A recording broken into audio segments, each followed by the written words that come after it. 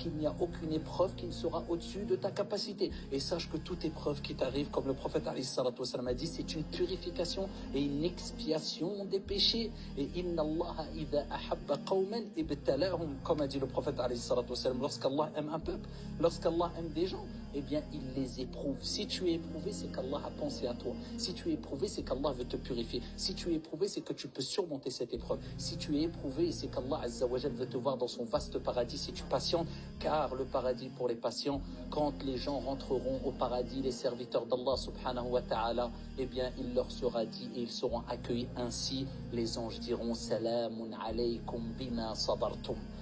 Que la paix soit sur vous, le salut soit sur vous pour la patience que vous avez eue. La patience, c'est une des meilleures vertus. La patience, c'est une lumière.